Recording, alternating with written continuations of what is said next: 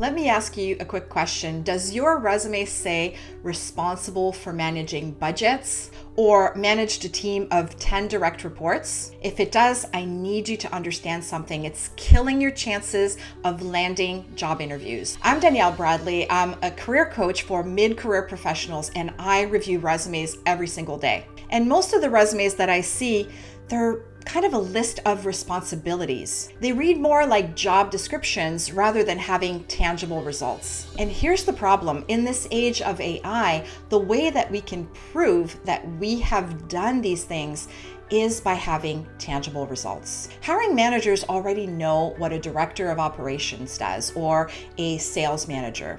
What they want to see is proof of success. Today, I'm going to share with you the exact formula that we use to transform lists of responsibilities into high impact statements that actually get interviews. So here's what's happening. When your resume only shows duties like manage a team, responsible for reporting, or oversaw budgets, it doesn't answer the key question. And the key question is, what difference did you make? What changed because you were there? What was the impact of the work that you did?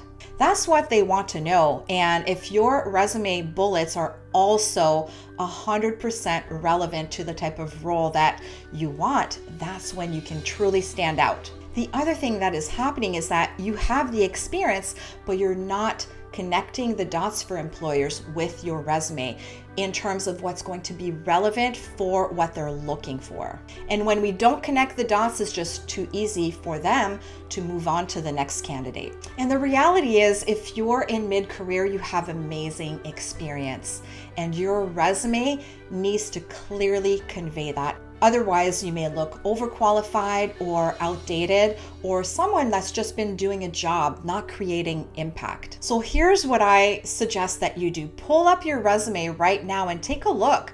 Does it say anywhere responsible for? If it does, I strongly encourage you to change that right now. As soon as I see the responsible for, it's a red flag. It's going to sound more passive and like a job description. And it's very generic as well. So let me give you some specific before and after examples so you can truly understand what I'm talking about here. So example number 1 is for budget management. So here's a before bullet. Responsible for managing regional budgets. That's passive, it's generic. We don't really know what's happened here. In the after bullet, managed an $8 million annual budget across 3 regions, reducing overhead by 12% in year 1. You can see the difference.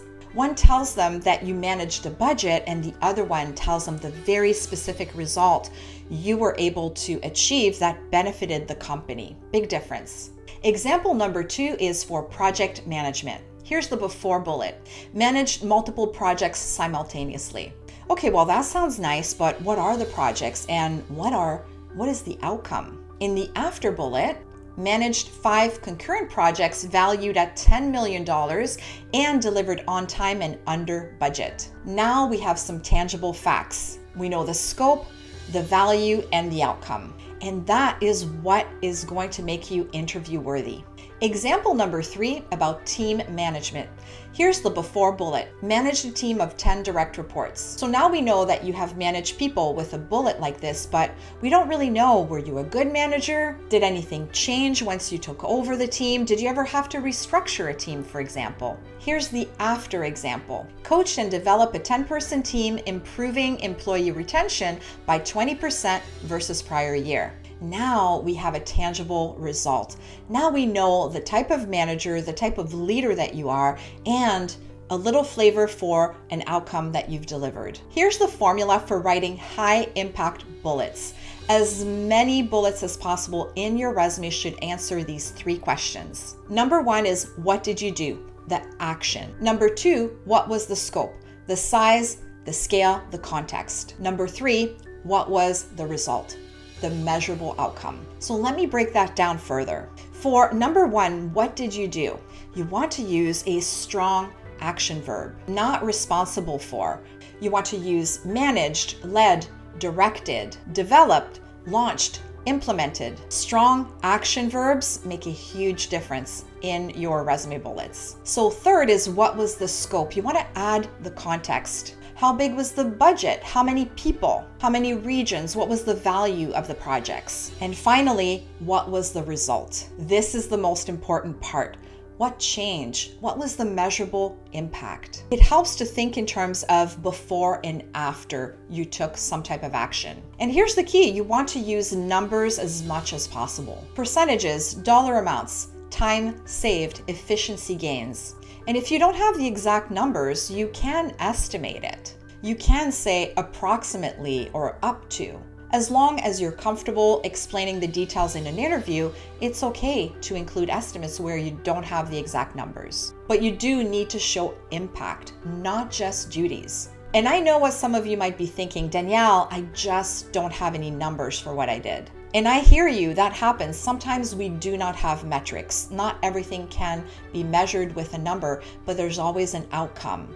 There's a reason why we're doing work. It has to produce an outcome. Otherwise, we wouldn't have the job in the first place. So you have to think in terms of what improved because I was there, because I was doing the job. That is your impact. If you want to learn more about how to position your resume strategically, not just how to craft impactful bullets, I have another video here, and the link is in the description below. It will show you how to create a master resume that will cover off most of the things people will be looking for the type of role that you want, and how you can make some adjustments to different roles in just 15 minutes. Now, why is it so important to create impactful resume bullets? Well, here's the deal. AI can generate resume bullets without any issue. Of course, you can ask ChatGPT to write a resume for you. But AI does not know your actual results. It doesn't know the impact that you've delivered.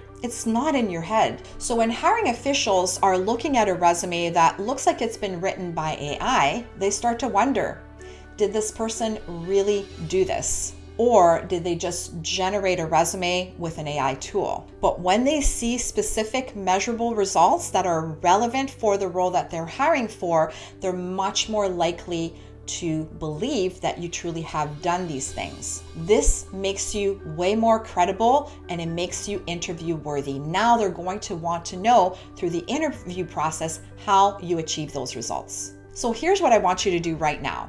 Pull up your resume and take a look at your resume bullets. Ask yourself, do these bullets show impact or just responsibilities? Do they include specific metrics? And would someone reading this know what difference I made with my work? If the answer is no, then you need to rewrite your resume bullets and use the formula that I gave you.